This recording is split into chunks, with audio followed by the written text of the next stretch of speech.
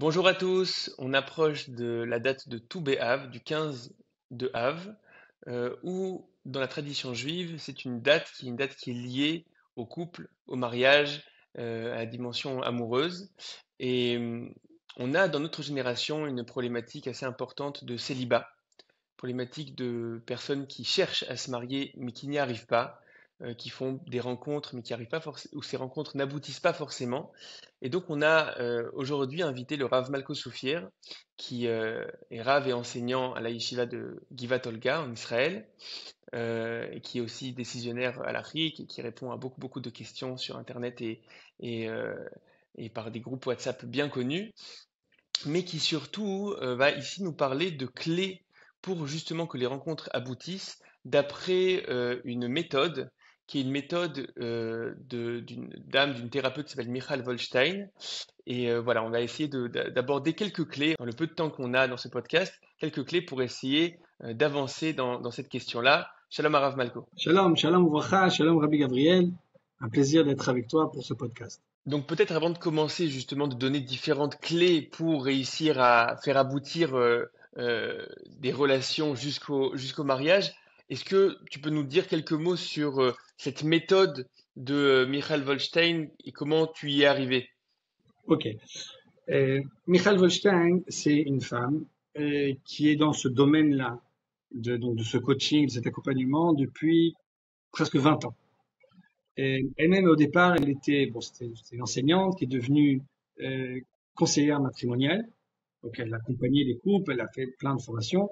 Et puis, elle s'est rendue compte que plein de problèmes qu'elle rencontrait après le mariage, qu'elle pourrait les traiter avant le mariage. C'est-à-dire que une fois qu'on est marié, on a les mounas, qu'on doit travailler, qu'on doit avancer, mais qu'il y a beaucoup de complications qui auraient pu être évitées s'ils avaient fait d'autres choix avant de se marier. Et donc, elle a commencé à développer une méthode. Elle s'est rendue compte année après année pour comment aider les personnes à se débloquer. Elle s'est rendue compte que très souvent, il y a des relations qui auraient pu aboutir, qui n'ont pas abouti, qu'il y a des problèmes de personnalité qu'on peut un peu régler, qu'on peut un peu bouger pour aider les gens à revenir à être, disons, plus attractifs. C'est-à-dire qu'il y a parfois des points comme ça. Et, et ça fait depuis donc presque une vingtaine d'années qu'elle s'occupe de ça. Elle a même une école de ça, de coaching dans ça. Elle a des réussites extraordinaires. Moi-même, j'ai fait cette formation-là. J'étais un faux débutant parce que pendant très longtemps, 10 ans que moi, à la yeshiva, j'accompagne des jeunes qui sont dans ces âges-là de shidduchim, je suis madrich khatanim. Et avec ça, j'ai vu tous les outils que ça m'a donné, tous les outils professionnels que ça m'a donné, que c'était vraiment extraordinaire. Pour juste te donner comme ça un exemple, j'ai un ami qui a 40 ans, tout le cours, j'ai pensé à lui. Pendant toute cette formation, je pense à lui. Une fois avoir terminé ça, je l'ai appelé, je lui dis, regarde, aide-moi à me faire la main. Et on a travaillé ensemble et 4 mois après, il s'est fiancé. Et pour moi, j'en parle, j'ai toujours des larmes aux yeux quand je pense à lui. Et voilà, et je me suis rendu compte que c'est une clé que, bah, au prochain, j'ai plusieurs dizaines de patients bah, comment dire, de jeunes à qui j'accompagne. On voit des résultats et c'est extraordinaire. Bah, au prochain. Et c'est particulièrement d'actualité, à mon avis, à notre époque, où vraiment on voit ce... Moi, j'accompagne beaucoup de jeunes aussi et je vois cette problématique-là de personnes qui rencontrent, mais voilà, il y a quelque chose qui se fait pas, quelque chose qui se produit pas. Et donc, voilà, on va essayer de commencer ensemble maintenant de comprendre les différentes clés, les différentes étapes où les choses bloquent. Voilà, la parole est à toi. Avant de pouvoir donner plusieurs clés pour essayer de nous aider à avancer dans ça, à aboutir donc nos relations, et moi, j'ai pensé qu'il faut bien définir les différentes étapes d'une relation. Et une relation, c'est comme une plante qui est en train de vivre, elle vit plusieurs étapes. Et selon les étapes, après on va parler de ça, il y aura des clés différentes, il y aura des conseils qu'on peut avoir selon les étapes qu'on veut faire avancer. D'abord, il faut savoir une relation, bon, d'abord, il faut avoir des dating. Parfois, il y a des personnes pour qui ça s'arrête à là. Ils peuvent être très longtemps pour avoir. On leur présente pas suffisamment de monde, ils sont pas suffisamment dans des cadres où Rencontre, exactement. Donc, il y a ce problème. Maintenant, il y en a pour qui, ouais, ouais, comme ça. La relation, elle est composée d'une première étape de 2, 3 rencontres qui sont extérieures, où on va juste parler, on va échanger, mais les informations qu'ils vont donner restent encore juste à la surface. Donc, on aura une certaine connaissance superficielle de la personne, et c'est fait pour ce genre Ouais, ces premières c'est l'étape relations-là. des informations. L'étape des informations, Exactement, des c'est voilà. informations. Bah, évidemment, on voit comment le courant passe, comment c'est sympathique, comment on a un drive à vouloir continuer ou non, mais c'est encore extérieur. Et puis après de deux, trois rencontres, il y a un saut qui se fait. Hop, c'est-à-dire que si on fait la relation, elle est comme ça, deux, trois, hop, et là ça monte d'un coup. C'est d'un coup où la relation devient personnelle. Et là, c'est-à-dire on est prêt à échanger des informations qu'on n'échange pas avec tout le monde. C'est-à-dire que les premières étapes, ça peut être quelqu'un avec qui on est dans l'avion pendant 4 heures, Francis Réveil, et qui on papote. On raconte qui on est, qu'est-ce qu'on fait, comment ça va, les frères, les sœurs. Là, l'étape d'après, c'est là où on est à même à raconter des choses, des informations qui ne sont pas racontées à tout le monde, pas à n'importe qui sont dit un peu plus personnelles. Elles sont personnelles d'un côté, mais pas trop. Pas trop. Euh, c'est-à-dire que, disons, des éléments qui sont importants dans notre vie intérieure, mais proviennent du passé, qui ont déjà été toutes sortes, on va dire, d'expériences qu'on a vécues, mais qui ont déjà été chez nous analysées, qui ont déjà été digérées. C'est donc cette étape personnelle. Donc, il y a ce saut-là. Il y a beaucoup de personnes, pour la plupart des relations, s'arrêtent au bout de 2 datings. C'est-à-dire qu'ils sont pas capables, ils ont beaucoup de difficultés à faire ce saut-là dont on parle. Après, une fois que ce saut-là a été fait, la relation, elle va comme ça, en pente. C'est-à-dire qu'elle va de plus en plus en augmentant, ou l'augmentation, c'est-à-dire que lorsqu'on parle elle s'amplifie surtout dans l'intensité de l'intimité qui est en train de se créer. On est capable de partager des informations, des expériences qui sont de plus en plus intimes. C'est-à-dire, on passe du degré d'ici, on parle d'ici, ce qui est là. Et on ne parle pas seulement de ce qui est du passé, on parle de ce qui est dans le présent, quelque chose qui est pour nous quelque chose encore qui est encore bouillant pour nous, qui est encore vivant. On va dire comme ça. Et donc, dans cette période-là, il y a encore une étape où on accepte de devenir un couple, c'est-à-dire que par rapport à la société, par rapport à la famille. Et puis l'étape d'après, c'est la décision. La décision qu'on va prendre de, on arrête, c'est bon, c'est là, c'est ma femme, c'est mon mari, et On s'engage. et on s'engage. Voilà. Ça, ce sont les relations. Maintenant, on va dire première clé d'abord. Si on accepte comme ça, c'est première En fait, clé. là, juste pour que je comprenne ta manière de structurer, tu dis, en fait, les différentes clés vont être en fonction des différentes étapes parce qu'on a certaines personnes euh, où le problème va se déclencher à telle étape, certaines personnes où le problème va se déclencher à telle étape, des personnes qui vont briser leur rencontre ou casser leur rencontre au bout de 2 rencontres ou au bout du moment où ça doit passer à l'intimité, au bout du moment, par exemple, où ça doit passer à l'engagement. Et donc, en fonction de ça, on a différents outils pour être capable de répondre à ces différents problèmes. Exactement. Moi, ce que je voulais dire, première clé, c'est essayer d'imaginer, de réfléchir à l'historique de nos rencontres et de rechercher une Ok, récurrence.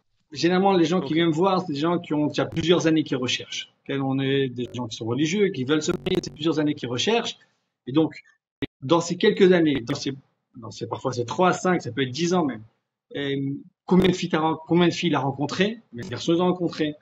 C'est déjà une étape. Quelqu'un qui me dit qu'en 10 ans, il a rencontré 5 filles, il y a un problème. Quelqu'un qui, disons même moins, en 10 ans, il a rencontré 10 filles, c'est une moyenne d'une par an, sauf s'il a une relation très longue, il y a un problème déjà au niveau il n'y a pas de rencontre. Après, il y en a qui disent que 80% se termine au bout de 2 rencontres. Il y a un problème. Autre chose que je veux dire, cherche une récurrence. Surtout, on va dire essayer de chercher une récurrence, mais disons dans les liens qui ont été significatifs. Parfois, il y a beaucoup de décès qui sont, on ne sait pas, on a accepté de rencontrer telle personne, mais que dès le départ, il n'y avait aucune chance. Bon, ça, je mets de côté. S'il y a trop d'états comme ça, hein, ça veut dire aussi qu'on a un problème, qu'on ne sait pas exprimer ce qu'on recherche. Les gens qui veulent nous aider, qui veulent nous présenter des choses, ils ne savent pas quelle est la personne que je recherche. Donc, déjà, ça peut être un point à améliorer. Mais euh, on va rechercher dans les liens significatifs qu'on a eu, les relations significatives qu'on a eues, qu'est-ce qui s'est passé? Pourquoi ça n'a pas marché? À quelle étape ça n'a pas marché? Et en fonction de ça, on pourra réfléchir à quels sont les points qui sont éventuellement qui peuvent bloquer. Mais vous savez, ce travail-là, ça, Gabriel, rien que ce travail-là de réfléchir à ça, à cet historique-là, rechercher cette récurrence-là, ça aide énormément. Déjà à voir les choses comme ça en face et se dire, voilà, à chaque fois, il y a ça qui a marché, il y a ça qui n'a pas marché. C'est pourquoi. En fait, le simple fait qu'il y ait une démarche un peu aussi où tu prends tes responsabilités vis-à-vis de cette question-là et tu te dis, bon, bah, voilà, je suis pas juste dans l'attente que voilà, la personne parfaite arrive, mais j'essaie de me remettre en question sur qu'est-ce qui a marché, qu'est-ce qui n'a pas marché, est-ce que je vois un problème récurrent. Rien que le switch comme ça d'une démarche active et responsable, c'est déjà quelque chose d'important. Ok, alors, t'as parfaitement raison. C'était la clé. Alors dû commencer par celle-là, mais c'est la continuité de ça. Dans tout ce domaine-là, euh, il faut bien se rappeler qu'on est dans une mitzvah qu'on doit accomplir. C'est comme un projet qu'on doit amener à bien, qu'on doit tout faire pour pas seulement être juste spectateur. Tu sais, on a un problème culturel, le problème de la société de consommation. Et être des consommateurs, c'est devenu une identité. Et on voit tout avec les yeux d'un consommateur. Un consommateur qui vérifie, qui goûte, qui va titiller, là, c'est pas ça, c'est pas ça. Après, parfois, il recherche encore. Et puis, on peut même regretter. Une fois qu'on a acheté, on peut rendre après. Ça fait partie des droits du consommateur. On a beaucoup de mal à ça. Et sortir de cet objectif, de cette optique-là, et se mettre à être actif. Lorsqu'on veut amener un projet à bien, on n'est pas le spectateur, on en est l'acteur, on en est un joueur. On n'est même pas l'entraîneur, on ne doit pas juste donner des conseils, on doit agir. Je vais donner un exemple un peu extrême comme ça. Et dans ce cadre-là, juste de pas accepter le goral, euh, le, Le le destin. destin qui nous tombe dessus. Par exemple, quelqu'un qui est avec une fille, il a deux, trois rencontres qui s'est extrêmement bien passé pour lui. Et lui, il est vraiment, il a l'impression qu'il a trouvé quelqu'un, il Enchanté. est enchanté, il a trouvé quelqu'un vraiment d'extraordinaire, il sent qu'il y a un potentiel énorme. Mais que la fille, au bout de deux, trois rencontres, elle lui dit, regarde, non, moi, je préfère arrêter. Alors, on peut accepter le destin. Voilà. Moi, ce que je conseille à quelqu'un comme ça qui a vraiment apprécié la fille, c'est de oser lui dire. Je lui dis, regarde, je comprends ta décision, mais sache que moi, de mon côté, je suis vraiment charmé. Pour moi, j'ai l'impression qu'il y a un potentiel énorme. C'est vraiment une fille qui représente beaucoup de choses que je recherche. Et j'aimerais beaucoup que tu reconsidères ta décision et de réfléchir à ce que tu serais prêt à ce qu'on se rencontre une autre fois. Alors, ça marche pas toujours. Ça marche pas toujours. Ça demande du courage, ouais. Exactement, c'est d'accord. Disons que à 40-50% des cas, ça marche. Pourquoi ça marche? Parce que d'abord, tu montres du courage. Tu es prêt à être rejeté une deuxième fois. Une deuxième fois. Et puis, tu montres que tu es prêt à te battre pour elle. Et moi, je connais des gens qui se sont mariés grâce à ça. Que la fille a voulu arrêter, que lui a osé dire, regarde, donne encore une chance. Bon. Évidemment, il faut du discernement. Il faut pas tomber dans le harcèlement. Okay, on ne va pas tomber Ouais, dans le évidemment. harcèlement. Et faire ça avec discernement. Essayer. Si elle dit non, c'est non. Mais si elle considère que parfois, ça peut ouvrir des portes. Alors j'ouvre peut-être juste une petite parenthèse, parce que c'est important, tu l'as dit, que cette démarche active, c'est aussi parce que nous, dans une vision qui est une vision de Torah, on voit d'abord ça comme une mitzvah, et de la même manière que voilà, il y a cette obligation et cette mission qui nous est donnée de former des familles, c'est pas juste, voilà, c'est pas juste un confort de vie ou c'est pas juste une opinion, mais c'est vraiment quelque chose qu'on voit comme une partie de notre rôle dans ce monde. Alors voilà, c'est quelque chose sur lequel on doit avoir une démarche active. Absolument. La vérité, c'est, moi, je dis ça parce que c'est une mitzvah. Et comme que tu as dit, c'est comme toutes les mitzvot, ça demande notre implication à nous. Ça demande pas juste d'attendre que la destinée arrive à nous. Et donc, comme toutes les mitzvot, on doit être actif. Mais la vérité est que même quelqu'un qui est pas religieux, je lui aurais dit exactement la même chose. Que si tu as un projet que tu veux faire aboutir, n'attends pas que les choses se passent d'elles-mêmes, et n'attends pas que là, les étoiles se mettent en place pour t'amener la personne qu'il te faut. Toi, reste actif tout le temps. C'est un conseil de vie. Quand c'est une mitzvah, c'est encore plus facile à expliquer pour des gens qui sont chamérins, qui gardent les mitzvot. Mais même quelqu'un qui n'a pas cette notion de mitzvot, c'est un domaine où être actif, c'est beaucoup plus effectif. Ça a beaucoup plus de chances de réussite que d'attendre que les choses se passent. Peut-être on va parler d'autre chose. C'est-à-dire que moi, je vais structurer ça selon les étapes. Mais peut-être on va parler de quelque chose du milieu, puisqu'on parle de ce problème-là. Et parfois, dans une relation, il y a certains points qui nous posent problème. On a, on sait que ça n'existe pas la perfection. La perfection, c'est le divin. J'avais un prof de français qui, quand on faisait des rédactions, il nous disait 20, c'est pour le bon Dieu. 19, c'est pour Moshe Rabbeinu. 18, c'est pour Molière. Vous, c'est 17 et vers Ok. le bas. Ok. Donc, Donc, si pour en français c'est comme ça, donc pour tout, pour les êtres humains, mes attentes, il y aura toujours dans mes relations avec les autres, toujours un point qui n'est pas exactement comme moi je le veux. Ok. La même question, qu'est-ce que je fais avec ça? Il y a certaines personnes qui sont passifs. La passivité, c'est je vois ça, j'attends, puis je vois, ça passe pas, j'arrive à digérer, j'arrive pas, et puis au moment, top, ben, ça marche pas, shalom, et j'arrête. Alors que la démarche active, de pas juste être réactif, mais être actif, elle va nous pousser à essayer d'amener ce problème-là vers le problème, vers la relation elle-même. C'est-à-dire faire participer le problème à la relation. C'est-à-dire être capable de s'ouvrir, être capable de partager nos, nos besoins, nos attentes. Lui dire à la personne, sache, je suis bien avec toi, quelqu'un de très très bien, mais il y a quelque chose que j'aimerais qu'on améliore. On va donner plusieurs exemples. Ça peut être dans plusieurs domaines. Sache qu'il y a parfois, moi je sais qu'il y a souvent des filles qui se plaignent que les garçons ne sont pas assez entreprenants, que lorsqu'ils sont avec elles, ils sont trop doux, ils sont trop mous. Euh, quand on pose Mhm.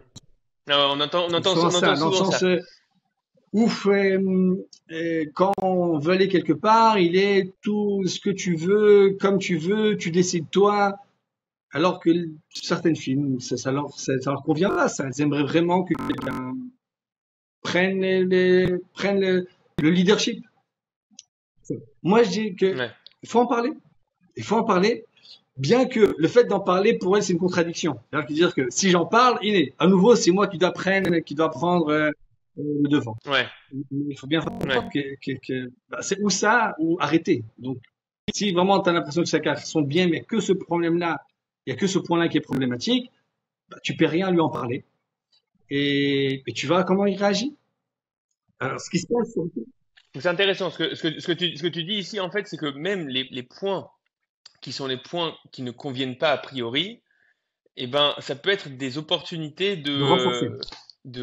d'approfondir la relation parce que justement, on va s'ouvrir là-dessus, on va en parler, etc. Et donc, ça va renforcer d'une certaine manière l'intimité parce on aura maintenant ce sujet-là on aura mis ce sujet-là en commun. Mais il y a la problématique qui est assez connue dans la vie de couple, la problématique de la critique. C'est-à-dire comment faire pour pas que ce soit vécu comme une critique, pour que ce soit vécu comme quelque chose qui est, Même dans la vie de couple, c'est comme ça, comme tu dis. C'est pour après, c'est pour toujours, c'est même avec nos amis, même avec nos employés, même avec les gens avec qui on travaille, avec qui on vit. ouais. Moi, je pense qu'on doit faire dire quelque chose qui n'est pas forcément agréable.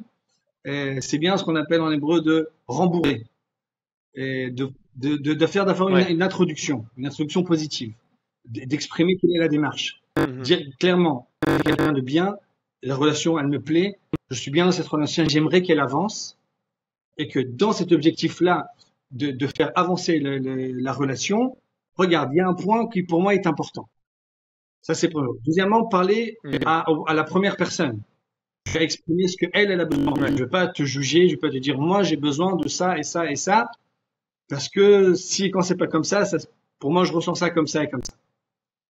Et puis, surtout, Ouais, ça, c'est souvent le conseil qui est donné, c'est-à-dire de ne pas parler de manière entre guillemets objective en disant tu es problématique sur ABC, mais dire de mon côté je ressens que j'ai ce besoin-là, etc. Et donc c'est une attaque qui est moins difficile. exactement. Le problème, c'est que nous, on est des êtres humains et que quand quelqu'un nous attaque, notre réaction première, c'est de se défendre et parfois même d'attaquer à nouveau. Lorsque la problématique n'est pas une attaque, si je dis pas c'est toi le problème, c'est moi j'exprime mes besoins. Est-ce que tu es capable de répondre à ces besoins-là? Alors là, on est dans une optique qui est constructive. C'est comme ça même dans la vie. Il faut savoir que le fait même d'avoir exprimé ces attentes-là, c'est en soi un, un, du moins un point qui est capable d'approfondir. Le fait même d'exprimer ce qu'on a besoin, c'est être vulnérable. Et donc, ça permet donc d'encore plus de renforcer la relation. Donc, mais ça reste dans le petit d'être actif. Maintenant, quand ça va être, quand est-ce que cette démarche-là va être effective? Ben, parfois, le problème dont on parle, c'est un problème qui est dans la personnalité de l'autre mineur. C'est-à-dire que c'est quelque chose qu'il est capable de changer. C'est-à-dire que si je vais parler de quelque chose qu'il est incapable de changer, que c'est l'inverse complètement de sa personnalité, c'est vrai que il n'y a pas trop d'utilité à faire ça. Parfois, c'est juste des gens qui se rendent pas compte. Par contre, il y a par exemple des garçons. Tu sais, on parle des garçons qui sont pas des mâles alpha. il est possible qu'en dehors de leur relation avec cette fille-là, ce sont les super alphas, qui sont dans des unités d'élite à l'armée, qui sont des bulldozers, qui sont capables d'organiser, de faire plein de choses, mais qui vont en tête que être gentleman, c'est d'être tout gentil, tout, faut être gentil, mais d'être tout tendre et tout doux et de la laisser décider, je m'en fiche, fais ce que tu veux, vraiment, moi, ça ne change pas. Alors, moi, ce que je dis aux garçons là, sachez que la meilleure, et ça, c'est, moi, je dis ça à tout le monde, au départ, la meilleure façon, c'est de proposer des choses, de dire ce que tu voudrais, j'aimerais un, 2, 3, 4, et évidemment dire après qu'est-ce que tu en penses. Est-ce que toi ça te convient pas. Parfois c'est des choses toutes bêtes, c'est pour choisir le lieu du date. Parfois dire où est-ce qu'on se voit, le garçon dit où tu veux. Et la fille ça l'énerve. Pourquoi tu veux? Dis-moi quelque chose. Après dis, moi je propose qu'on se voit, madame, à ce café-là. Qu'est-ce que tu en penses? Après elle va dire non, ça je peux pas, c'est trop proche, c'est trop loin. Et elle trouvera autre chose. Mais toujours être celui qui propose et demander est-ce que ça te convient ou pas. Et là, on a ce leadership. Mais lorsqu'il c'est donc un petit point qui c'est juste, il faut préciser. Dans la vie de couple, il faut savoir toute notre vie, avec ma femme, avec son mari, on se rapproche l'un de l'autre. Se rapprocher l'un de l'autre, ça veut dire qu'on est capable d'être un peu flexible et d'un peu changer. Et si on arrive à commencer ça même à l'époque des rencontres, des datings, c'est extraordinaire. Mais lorsqu'il s'agit de points qui sont pas des points qui sont essentiels dans ma personnalité, et, ben c'est faisable. Et puis c'est l'occasion, c'est-à-dire que c'est vraiment quelque chose, j'en ai besoin, on en parle. Très souvent, je dis à quelqu'un, dit ouais, mais je sais pas, c'est bien d'en parler, ça, c'est pas naturel. Ben toujours, quelle est l'option, quelle est l'alternative? L'alternative, c'est d'arrêter la relation. Avant d'arrêter, ben, tu te dois de lui dire, de lui dire lui, qu'est-ce qui te dérange, pour lui donner l'occasion de rectifier ça. Ouais, ouais. Ok, super. C'est une clé importante. Ok, c'est très, très, très important. Et on revient un petit peu en arrière. Et bien, c'est lié à ça aussi. Une des clés qui est vraiment importante, et bon, je vois qu'on n'a pas fait dans l'ordre, mais c'est pas grave, c'est de préciser ma recherche. Préciser sa recherche. C'est quoi préciser sa recherche? D'abord, avoir en tête quel genre de foyer je veux construire. On est dans un objectif, on dit de construction. Quel foyer je veux construire? Il faudrait que je trouve quelqu'un qui a une vision la plus proche possible de ma vision à moi, de ce que c'est un foyer, du foyer que je veux construire, du foyer que je veux construire, quelqu'un qui est pour qui la vie c'est la vie de la campagne, c'est la vie dans une ferme, hein, et que l'autre c'est la vie dans un canyon, et bah, ça matchera pas. Donc avoir une vision du couple, il y a plusieurs critères à ça. Et c'est la ville, la campagne, le yeshuv en Israël, c'est les petits yeshuvim, c'est euh, les grands centres, la périphérie, c'est le niveau religieux. Et vous verrez, il y a extrêmement de différences, de facettes dans la vie religieuse. Il y a plusieurs courants. Quel foyer que je veux? Faut bien savoir quand je dis le foyer que je veux, c'est pas forcément je veux quelle est la personne. Parce que si moi j'accepte un foyer pluraliste, c'est-à-dire que en théorie, quelqu'un dit moi, dans ma foyer à moi, ça me dérange pas qu'il y ait plein d'avis différents. Tu vois ce que je veux dire? Il faut avoir en tête une vision du foyer la plus proche. Donc, qu'est-ce que je recherche? Qu'est-ce que le foyer que je veux d'abord construire? Après, par rapport à la personne, différencier, et je t'avais dit, différencier quelles sont mes envies et mes besoins. Quelles sont mes envies? C'est qu'est-ce que j'aimerais bien et qu'est-ce que j'ai besoin dans le sens où pour pouvoir construire, j'ai besoin de ça. Sans ça, je suis incapable de construire. Je vais donner des exemples qui sont, par exemple, quelqu'un qui est musicien. Et ça peut être quelqu'un qui je suis musicien et j'ai absolument besoin de quelqu'un qui soit musicienne parce que si elle n'est pas musicienne, j'arrive pas à communiquer. Quelqu'un dit, je sais pas, je n'arrive pas à communiquer, j'ai tellement de mon monde intérieur que je pourrais pas parler que c'est pas possible. Ok.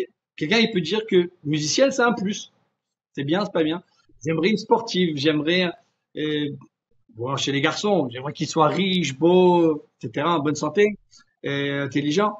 Il y a des choses que j'aimerais, des choses que je suis absolument incapable de construire sans ça. Et ça, faut bien construire.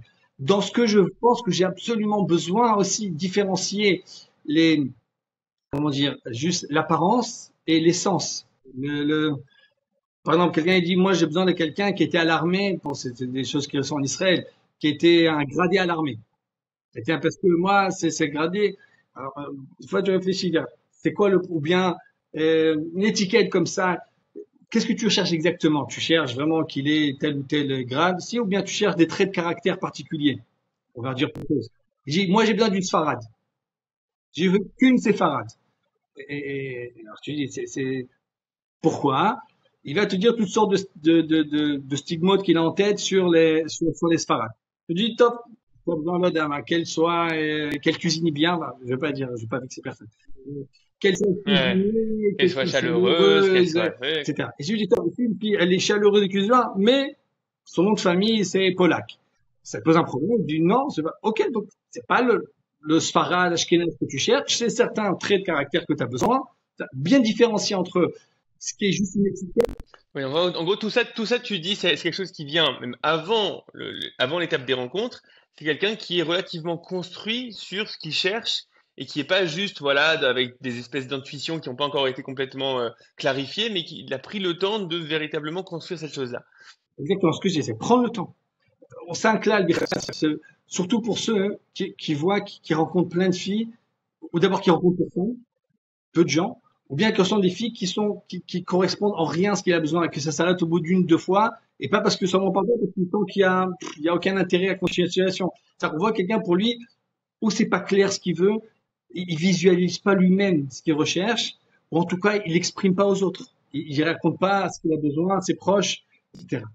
Il faut arrêter de Le prendre. danger le danger dans cette démarche-là, c'est ce que j'appelle les rencontres checklist. C'est-à-dire que en fait, tu as quelque chose de tellement clair en tête que voilà, tu essaies de voir si la personne remplit la checklist. נכון, אבל le, ok. Le problème des checklists, c'est lorsque tu différencies pas entre ce que tu as vraiment besoin et ce que juste tu as envie. Si c'est une checklist de choses que tu as absolument besoin, tu sais que ça marche pas sans ça. À ce moment, c'est juste perdre du temps. C'est juste perdre du temps. Et, regarde. Une fois que tu as fait plus ou moins tu as en tête ce que tu recherches. Maintenant, il faut se dire, est-ce que cette fille-là existe? Ok? Donc, ce garçon existe. Et puis, autre chose, est-ce que c'est accessible? Je veux dire ça, c'est pas, parfois, hein, il y a des gens qui recherchent une fille ou un garçon qui n'est pas du tout accessible pour lui. Je donne un cas un peu comme ça. Quelqu'un qui veut absolument une sportive, qui est trois, quatre fois par semaine à la salle. Pour lui, il sent que c'est impossible sans ça. Mais que lui-même, il est pantouflard et un peu comme ça, grassouillé, que lui, il y va pas du tout. Il faut savoir qu'une fille qui est sportive, elle s'intéressera pas à quelqu'un qui est pas sportif. Quelqu'un qui a des critères de beauté qui sont, waouh, pour lui, moins qu'une top modèle, ça marche pas, et que lui, il est moyen vers le bas. L'Onaim Laguide, le fait qu'il joue pas dans la ligue qui lui convient, ben, il ira encore et encore à des échecs. Et encore des échecs. Parfois, c'est un travail à savoir ce que je recherche, ce que c'est actif pour moi, et regarder en face la réalité. Et parfois, c'est un peu cruel, mais, mais parfois, si on arrive à le faire, c'est beaucoup plus effectif. Je sais pas, je peux donner un exemple qui est vraiment extrême. C'est une jeune fille qui était sur une chaise roulante. Et pendant longtemps, on n'a pas accepté elle voulait que quelqu'un que lui qui est parfaitement sain de corps. C'est d'amour. C'est-à-dire que, je dis pas qu'elle doit, mais qu'elle n'acceptait même pas de rencontrer des garçons qui n'étaient pas dans cette condition physique. Pendant longtemps, elle a cherché, jusqu'à qu'elle a réussi à un petit peu devenir flexible sur ça. Et puis, elle a trouvé quelqu'un qui est aussi sur mais qui est extraordinaire. Vraiment, c'est vraiment, et elle-même, c'est une fille vraiment super. Avec ce garçon-là, et bon, il y aura besoin d'aide, il y aura, euh, c'est un cas un peu extrême. Mais voilà. Donc, c'est l'idée de chercher ce que je recherche. Est-ce que cette recherche-là, elle est accessible pour moi? Je vais dire un dernier point. C'est parfois quand on s'imagine quel genre de champ de personnes on a, ça c'est une clé qui est importante. Quel genre de fille, d'abord me plaît et je suis capable de moi lui plaire. C'est ça l'idée, qu'il y a cet échange-là. Parfois, ce qui nous aide, c'est essayer d'imaginer, pas d'imaginer, de réfléchir quels sont les types de personnes qui m'entourent. Quels sont mes amis? Allez, dans ma vie, depuis que je suis né jusqu'à mes 20 ans, 30 ans, j'ai rencontré des centaines de personnes, des milliers de personnes. Parmi toutes les personnes que j'ai rencontrées, il y en a deux ou trois qui sont venus mes amis proches. C'est-à-dire des amis avec qui je vais pouvoir partir à l'autre bout du monde pendant 6 mois et je serai bien avec eux. Ben, ce genre de personnes-là, c'est-à-dire avec qui j'ai des atomes crochus, on appelle. D'accord? On a les atomes crochus. Ben, il faut savoir que très souvent, ce genre de personne-là, ce style de personne-là, bah, ça correspondra aussi en fille. Bah, si je suis un garçon, c'est les garçons, donc faire ce genre de personne-là en fille, bah, ce sera là, avec toujours plus de facilité. Bah, la preuve que l'expérience a montré que parmi toutes les personnes que j'ai rencontrées, avec ces deux, trois personnes-là, ça a matché et il y a une amitié qui s'est créée. Donc, ce même genre de personne-là, ça pourrait aider avec. Donc, quand je cherche, il faut s'imaginer mes amis proches, pas proches, des amis avec qui je serais capable, disons, de partir en voyage pendant 6 mois. Enfin, c'est pas la même personne. Moi, je dis ça avec les gens avec qui j'accompagne, les jeunes que j'accompagne. Je dis, dis-moi trois copains. Parmi ces trois-là, lequel tu irais comme ça, tu serais prêt à partir en Afrique du Sud euh, pendant 4 mois. Et dit non, lui, oui. Et après, on voit que il faudra chercher quelqu'un qui est plutôt comme ça. Ok. Bon, donc on a pu donc ce qui est donc Donc ça c'est ce qui se passe avant la rencontre, de véritablement clarifier ce que je cherche à construire et quel genre de personnes, quel genre de critères sont nécessaires pour ça de mon côté. exactement, c'est nécessaire pour moi ce matin. Top. Ok. Donc maintenant, on a dit donc avant la relation. Après, on parle donc des personnes qui commencent, qui ont des relations et que au bout d'un moment, deux, trois, ça meurt. On a dit que deux, trois, ils sont pas capables de faire ce saut-là, ou bien un peu plus. Cinq, six. Après, je sais pas pourquoi, bah, Flood, je commence à m'ennuyer. Il y a toujours une notion qui vient, je commence à m'ennuyer. Quand quelqu'un me dit je commence à m'ennuyer, ce qu'il faut entendre, c'est que la relation n'arrive pas à bouillir. Elle commence pas à chauffer. Elle commence pas, c'est-à-dire, la relation n'arrive pas à s'approfondir. On n'arrive pas à s'ouvrir. Et là, il y a une regard, c'est très important, de s'ouvrir. Ceux qui souffrent de ça, hein, ça peut être, il y a plusieurs possibilités. Et, avant de partir, il y a ce qu'on appelle euh, euh, les introvertis. Les personnes qui ont tendance à être repliées sur eux-mêmes. Et, et Donc justement, cette étape-là où il y a ce besoin de s'ouvrir pour que la relation avance, c'est justement la difficulté qu'ils ont parce qu'ils ont cette difficulté de s'ouvrir de manière générale. exactement, exactement. Tu as très bien dit. Très souvent, le problème qu'on voit dans la relation de couple, c'est le problème qu'on a de façon générale. C'est-à-dire que quelqu'un qui, de façon générale, il a du mal à s'ouvrir, ben, quand il sera aussi, bien qu'il dise non, non, avec ma femme, je vais m'ouvrir. Ah ben, ça se passe pas toujours comme ça. Et, parce que c'est pas encore ta femme. C'est-à-dire que le but, c'est qu'elle devienne ta femme. Mais avant, il a du mal à s'ouvrir. Et s'il s'ouvre pas, et alors il y a rien, les émotions, les sentiments ne peuvent pas se développer, donc ça devient Et en de fait, l'ennui. on reste à l'étape que tu avais appelée l'étape d'information. Cette étape-là, bah, on a fait le tour. Ça y est, on sait le nombre d'amis, de cousins, voilà, on a tout fait. Maintenant, il faut quelque chose qui est plus de l'ordre de l'intimité. Et ça c'est un langage à découvrir, quoi. Exactement. Alors, il y a certaines personnes que pour eux, toute la sémantique des émotions est étrangère. Ils savent pas utiliser des mots qui parlent des émotions, qui parlent de leurs sentiments. Ils sont pas habitués à ça. Je vais pas dire, de façon générale, c'est un problème qu'on rencontre plus chez les garçons plus que chez les filles. Ouais, c'est plus Mais masculin en faut savoir, général comme problème. Ouais. mais par exemple, les filles ont de façon naturelle plus de copines avec qui elles parlent, elles échangent, elles racontent ce qui se passe dans la journée. Les garçons, il y en a peu comme ça. Je raconte ça à des filles, elles rigolent. Ils sont bizarres, ces garçons. Les filles, elles ont face à la façon naturelle. Elles parlent, elles échangent. Beaucoup de garçons n'ont pas ça. Donc, il faut d'abord s'habituer, ça c'est un travail, il faut s'habituer à parler.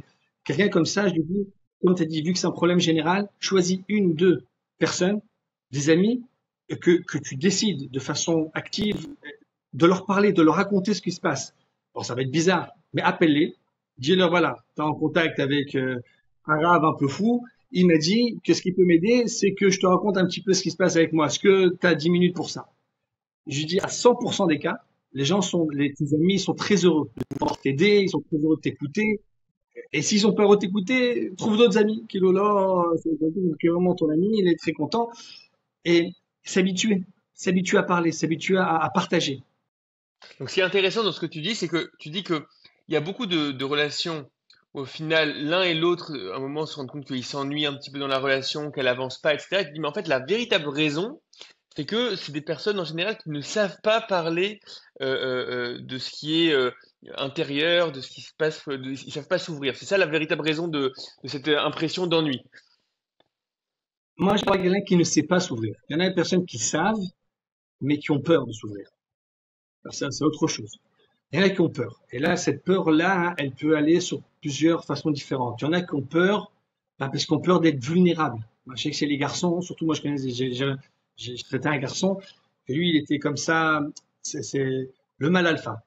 Que lui, il réussit dans tout, il est super doué, il a fait plusieurs, il a entrepris 3 entreprises à la fois, à l'armée, il est dans une super, une unité d'élite, et que donc, il n'ose pas, c'est-à-dire que, alors qu'il a des peurs, il a des craintes, il a même des crises d'angoisse, mais il n'ose pas en parler.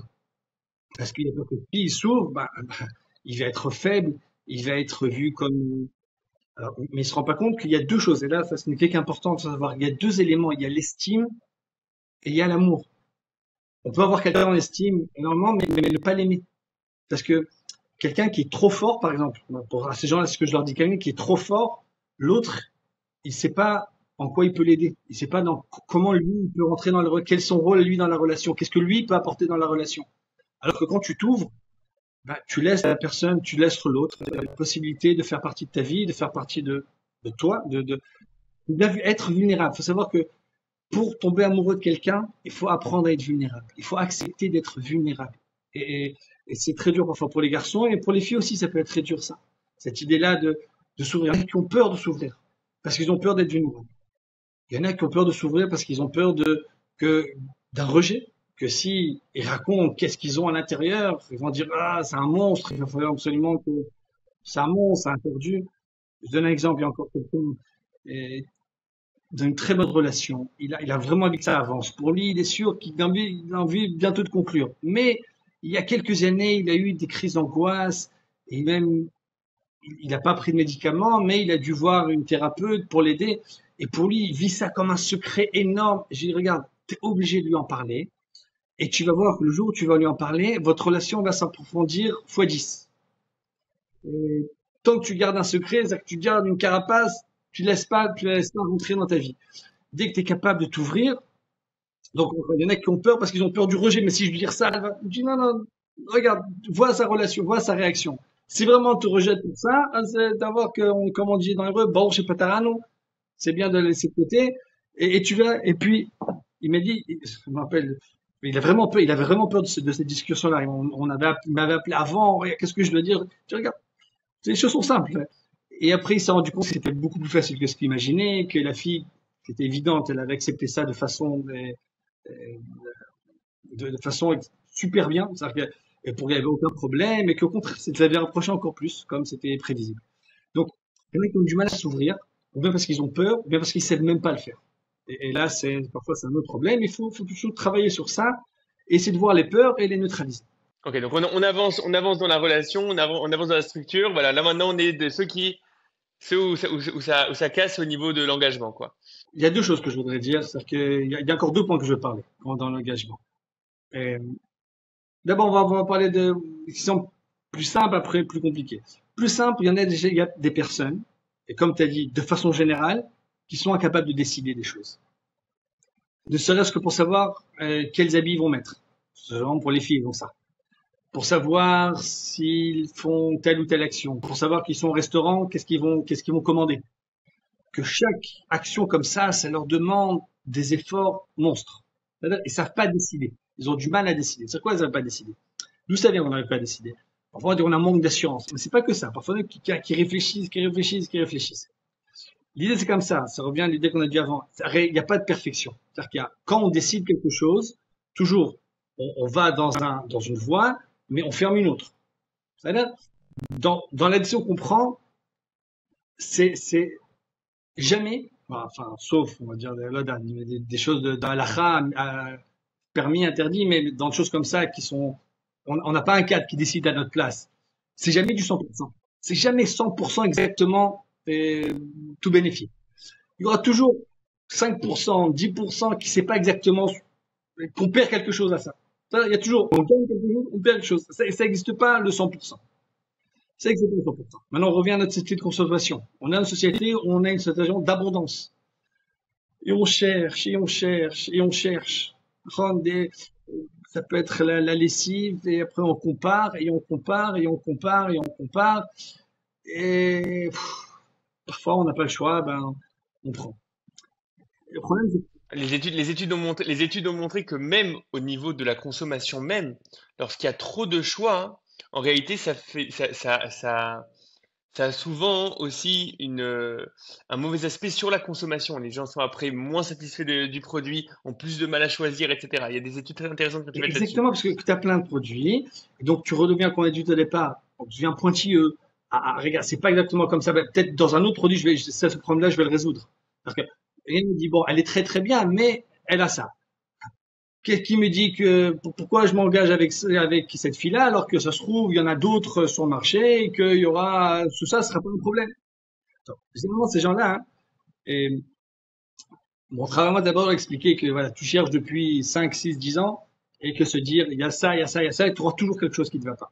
Ça, c'est sûr, il y a toujours quelque chose qui ne va pas. Maintenant, le problème c'est comme ça. Parfois, il dit il y a une fille, elle a 90% c'est bien, 10% il y a un petit problème. C'est quoi du problème? Il y a 10% qui dit que cette fille-là, elle est super. Il y a 10% qui me disent, ah, si tu vas avec elle, c'est que tu es en train d'accepter un compromis. Tu connais ça, les leads pas chers, on dit en hébreu. Tu es en train d'accepter comme ça un compromis, euh, c'est pas ce que tu voulais, etc. Il faut savoir que c'est deux voix qu'on écoute, c'est deux voix qui existent en nous. Et décider, c'est se dire que même si c'est à 80% et qu'il y a 80, il y a un petit point, mais ces 80-là, ils me conviennent parfaitement. Et je vais être absolument heureux avec elle. Et avec tout ce qu'il y a, je vais pouvoir construire et avoir une vie absolument heureuse, épanouie, amoureuse et tout ce qu'il faut. Parfois, lorsqu'on arrive à faire cet engagement-là, ce switch-là, que cette fille telle qu'elle est, bien qu'il y ait ce problème-là, c'est absolument ce que j'ai besoin. Et après, ça peut se développer. Parce que parfois, on n'arrive pas à neutraliser cette petite voix qui me dit, mais c'est pas exactement ça. C'est pas exactement ça. Maintenant, il faut comprendre autre chose quand on parle de choix. Donc, c'est un point d'abord savoir les 80%, c'est-à-dire qu'il n'y a pas de perfection, il y a ça, et savoir être entier, lève challenge, d'être complètement entier avec ces décisions-là. Mais il faut comprendre, il y en a parfois qui ont l'impression qu'une décision, elle est bonne ou mauvaise. Et bonne ou mauvaise, dans le sens, c'est blanc ou noir. C'est binaire comme ça. C'est comme ça qu'il y Ouais. avait Ah ouais, bah c'est un exercice de des maths, gars quoi. se demandent, C'est juste ou c'est la pas bonne juste. solution, c'est mon mazal, c'est pas mon mazal, dans la sémantique qu'on connaît. C'est comme les jeux Le télévisés. jargon, oui. Tu connais, il y avait des jeux télévisés comme ça, on disait à des gens de choisir des portes comme ça, et tu choisis des portes. La bonne porte est une Jaguar, l'autre porte c'est une chèvre, la troisième porte c'est un ballon de foot. Voilà, est-ce que vous êtes tombé sur la chèvre Ouais, ou sur la Jaguar? Tiens, ouais, dans la vie, c'est pas comme ça que ça se passe. Dans la vie, les choix, hein, ce sont des voies que je vais emprunter. C'est-à-dire que c'est pas c'est la bonne ou la mauvaise, c'est avec cette fille-là, avec ça et ça et ça, quelle voie je vais emprunter. Avec l'autre, quelle voie je vais emprunter. C'est-à-dire que ne pas choisir, c'est aussi une voie. Dire que je reste dans ma recherche perpétuelle de la perfection, bah, c'est aussi une voie. C'est aussi un choix. Qui a des conséquences, qui a des répercussions. C'est aussi un choix. Et ce que je dois me dire, c'est quel est le choix que je veux faire. Le choix, c'est quelle est la voie, quel chemin j'aimerais, dans lequel j'aimerais m'avancer. Le dating, en principe, moi, ce que je définirais, c'est le prendre le plus d'informations possible pour me dire dans quelle voie ça va m'amener. La relation avec un tel. Si je décide avec une telle de me marier, ça va m'amener vers où? Quel genre de vie je veux avoir avec cette personne-là? Tu vois, c'est ça la décision. Et donc c'est pas bon ou mauvais, c'est pas oui ou non, c'est vers où ça va t'amener. Donc là, en fait, ce que tu dis, c'est que les personnes qui ont du mal à prendre cette décision, en général, c'est une espèce de recherche, entre guillemets, de perfection, c'est-à-dire d'avoir les 100% auxquels ils pourraient aspirer. Non, je pense dans nos générations, il y a aussi une problématique d'engagement qui vient du fait que la vision du couple, de la famille, etc., ça a l'air d'être, voilà, je rentre maintenant dans la vraie vie difficile, une vie de famille où il va falloir être quelqu'un de responsable, etc. Alors que là, voilà, je papillonnais, j'avais moins de responsabilités. Ok, puis c'est l'étape d'après que je voulais parler. Là, on a parlé de la peur de la décision, parce qu'on veut du 100%, parce qu'on a peur de se tromper. Et, juste, je vais terminer ça de la décision. Parfois, il faut savoir quelqu'un qui veut céder à ça, qui veut avancer dans ça, qui fasse des exercices. Et, par exemple, je dis à quelqu'un, tu vas acheter des chaussures, tu choisis, tu as 10 minutes pour choisir. Au bout de 10 minutes, tu n'as pas choisi, tu sors du magasin. Il faut s'entraîner.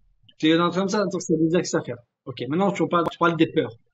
Ce qu'on est en train de me dire, ce que tu es en train de dire, qui revient aussi, on a toutes sortes, ce qu'on appelle les émounotes makbilot, toutes sortes de perceptions qui nous limitent.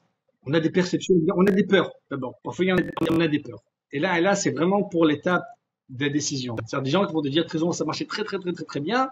Mais au dernier moment, je me suis embrouillé avec ma belle-mère. Après, il va dire non, au dernier moment, il y a quelque chose qui s'est passé, que là, on s'est mis en colère, je commence, et ça n'a pas marché. Quand il veut dire que plusieurs fois, quand il est proche de trucs, ça casse, il ne sait pas pourquoi, ben, ça montre qu'il y a une peur. Et là, c'est tout un domaine, la peur. La peur, c'est fou, la peur. La peur, c'est, on voit vraiment, comme on fait, c'est quelque chose qui est extrêmement cruel, la peur. D'un côté, c'est fait pour nous protéger les peurs. Que beaucoup Dieu a mis ça en nous, on a cette façon naturelle pour nous protéger, pour qu'on soit vigilant de ce qu'on a en face de nous. Et, et ce qui peut arriver, c'est pourquoi les peurs, elles dépassent les limites, leurs propres, les limites qui sont pour nous bénéfiques, et qui nous mettent à nous, qui nous stoppent, qui sont pour nous une barrière.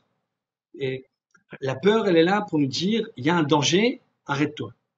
Parfois, quelqu'un, il veut beaucoup quelque chose, même une fille en particulier, il veut beaucoup cette fille-là, mais il a une peur qui va le stopper, qui va faire en sorte qu'il est incapable de concrétiser ça. Bon, j'ai eu un cas il y a 2 semaines, une fille qui m'a parlé.